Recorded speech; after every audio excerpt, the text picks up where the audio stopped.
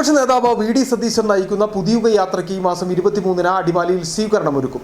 ഇതുമായി ബന്ധപ്പെട്ടുള്ള അവലോകന യോഗം അടിമാലിയിൽ നടന്നു. അടിമാലിയിൽ എത്തുന്ന പുതിയുഗ യാത്രയ്ക്കുള്ള സ്വീകരണം ദേവികുളം മണ്ഡലത്തിലെ UDFന്റെ ശക്തി പ്രകടനമായി മാറ്റുവാനുള്ള ഒരുക്കങ്ങളിലാണ് പ്രവർത്തകർ.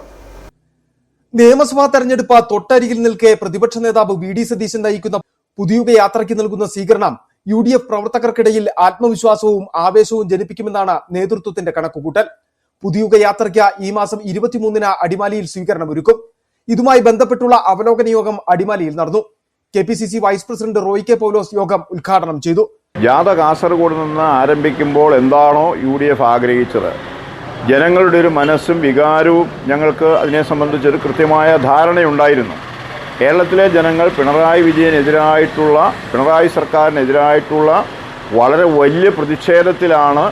ആ പ്രതിഷേധം സ്വാഭാവികമായിട്ടും ഈ ജാഥയുടെ വിജയത്തിന് ഏറ്റവും പ്രധാനപ്പെട്ട ഒരു ഘടകമാകുമെന്നുള്ള ഞങ്ങളുടെ വിലയിരുത്തൽ അത് 100% ശരിയാണ് എന്ന് ബോധ്യപ്പെടുത്തുന്ന സ്വീകരണ സമ്മേളനങ്ങളാണ് കാസർഗോഡ് മുതൽ ഇന്നലെ വരെ നടന്ന സ്വീകരണ സമ്മേളനങ്ങളിൽ നിന്ന് ഞങ്ങൾക്ക് മനസ്സിലാക്കാൻ കഴിയും.